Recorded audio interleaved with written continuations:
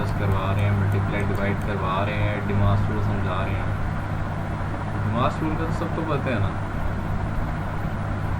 नहीं पता? ये तो बड़ा पुराना ये कंसेप्ट डिमास रूल मैथ के अंदर आता है।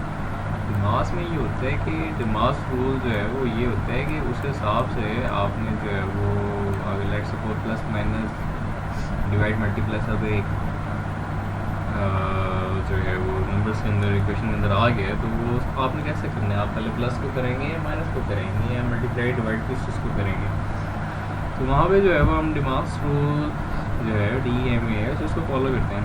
इसके हिसाब से जैसे नाम से आपको पता लग गया होगा कि क्या तरतीब बन रही है।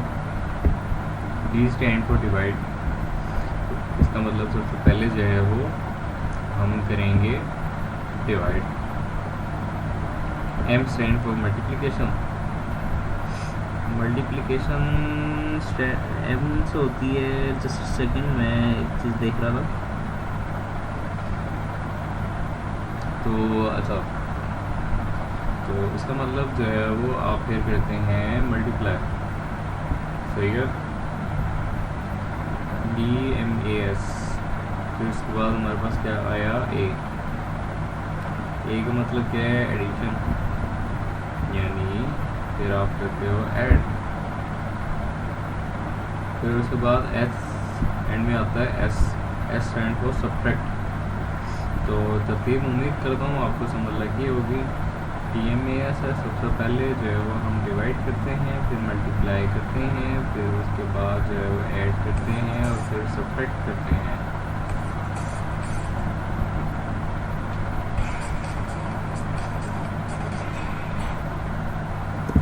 तो ये थी। और अच्छा ऑर्गेनाइजेशनल की बात कर रहे थे मतलब कहीं पे वो टीचिंग कर रहा है या कुछ भी कर रहा है, कुछ काम कर रहा है, वो डिलीवरी का कर रहा है किसी ऑर्गेनाइजेशन के अंदर, तो काफ़ी सारे एम्प्लॉयज़ होते हैं या काफ़ी सारे पार्टनर्स होते हैं जो काम कर रहे होते हैं, तो वो सब जो है वो मेहनत करते हैं और सब मेहनत करते हैं तो बेनिफिट होता है। अब सबकी मेहनत से जो बेनिफिट होता है, ऐसे बेनिफिट को कहा जाता है, क्या कहा जाता है? ये बेनिफिट्स ऑर्गेनाइजेशनल, यानी ऑर्गेनाइजेशनल बेनिफिट्स, समझ लगी? तो नेक्स्ट पे जो है वो नेक्स्ट की बात करें तो नेक्स्ट में आ जाता है गवर्नमेंट लेवल आ जाता है, यानी सरकारी लेवल। गवर्नमेंट लेवल की बात कर रहे थे, तो गवर्नमेंट लेवल में भी बड़े मसले मसाइल भी हैं, बड़े फ़वाइद भी हैं। तो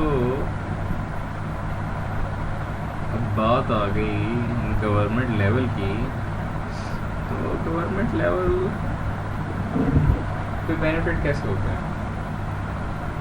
अब जैसे कि टेंडर्स लोग पास करवाते हैं, सही है, टेंडर्स लोग क्यों पास करवाते हैं?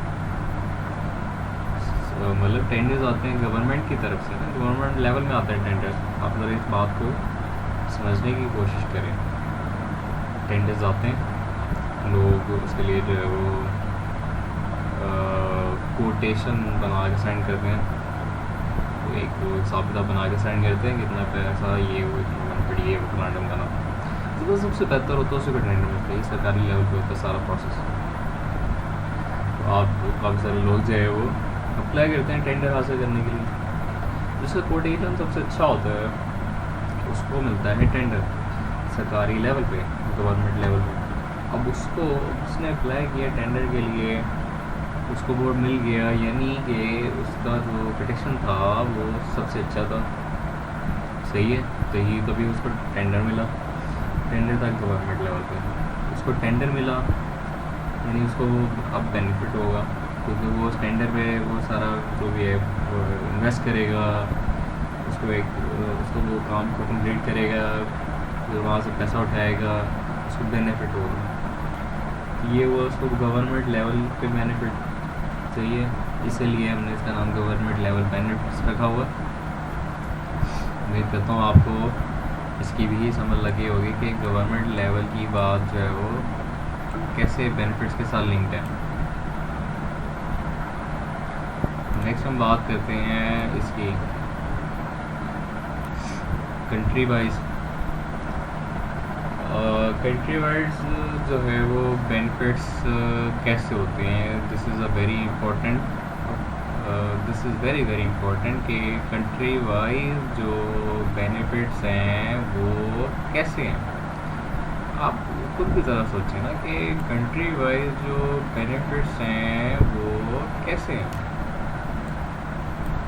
इसके बारे में आप खुद भी ज़रा सोचना चाहिए, थोड़ा सा ध्यान देना चाहिए, गौर करना चाहिए कि आया कि कंट्रीज वाइज पे बेनिफिट्स कैसे हैं। How you have benefits on country wise, मैं एक्सप्लेन करता हूँ एग्जांपल के साथ। फॉर एग्जांपल आपकी कंट्री के अंदर लेट्स सपोज साल्ट, नमक बहुत ज़्यादा है, आपके यहाँ पे तो सस्ता बिकता है, पर इस पॉइंट को समझें, ये this point is very important, so I want you to focus on this point fully. अब मैंने नमक की एग्जांपल दी कंट्री में कि नमक बहुत कसी मिकदार में है, बहुत ज़्यादा क्वांटिटी में है, यानी उस कंट्री के अंदर तो वो चीज़ सस्ती होगी, पर इस वर्ल्ड में बहुत सारी कंट्रीज़ ऐसे हैं जहाँ पे नमक कसीर मिकदार में तो क्या है ही नहीं। नमक की ज़रूरत तो हर जगह होती है खाने में ना, salt is very important ingredient. Without salt आप जो मर्ज़ी कर लें, जितना मर्ज़ी पैसा लगा लें, जितनी मर्ज़ी महंगी इंग्रेडिएंट डाल दें, पर वो खाने का जायका ही नहीं है without salt. So salt is very important in every country. जिस कंट्री में ये नहीं होगा, लेट्स सपोज यहाँ पे था, यहाँ पे नहीं है, अब यहाँ पे नहीं है ना, तो यहाँ पे महंगा बिकेगा। उसकी रीज़न मैंने आपको समझा दी, इस्तेमाल होता है हर जगह और लाजमी होता है, तो इसको भी लाजमी चाहिए। सो लाजमी चाहिए क्या करेगा, ये इससे रब्ता करेगा। तो इसमें थोड़ा सा दूर ड्रा कर लेते हैं, इसको लाजमी चाहिए ना, ये करेगा इससे रब्ता, ये क्या करेगा, अब उसको पता है इसके पास ऐसे मिकदार में इसके पास नहीं है, तो ये इसको महंगा बेचेगा, एक्सपेंसिव बेचेगा, और क्या करेगा, बेनिफिट उठाएगा, फ़ायदा उठाएगा। इसने साल्ट को इसे महंगा बेचकर बेनिफिट उठाया, ये क्या है, कंट्री ने साल्ट एक्सपेंसिव बेच के दूसरे कंट्री को बेनिफिट उठाया, इसलिए हमने इसको बोल दिया कंट्री वाइज बेनिफिट्स। तो अब तो मैं कहता हूँ कि आपको ये बात जो है वो एक ये भी किस्म की जो है वो समझ लगी होगी। अब इसमें किसी भी किस्म की जो है वो कोई फर्दर एक्सप्लेनेशन की मैं नहीं समझता कि ज़रूरत कि मैं जो है वो फर्दर आपको जो है वो एक्सप्लेन करूँ, आपको समझाऊँ। सही है, तो अब हम क्या करते हैं, कंट्री वाइज से हट के जो है वो हम नेक्स्ट स्टेप पे चलते हैं। ये हो गया कंप्लीट,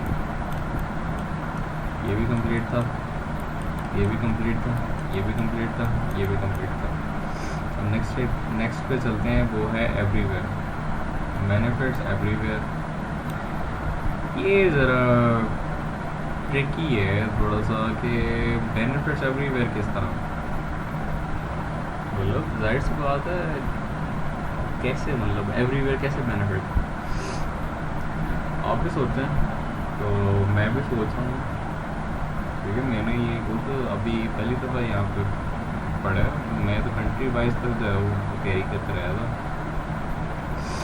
एवरीवेयर बेनिफिट्स का जो है वो चलें हम कुछ देख लेते हैं इंटरनेट पर सर्च करके कि एवरीवेयर बेनिफिट्स क्या हैं।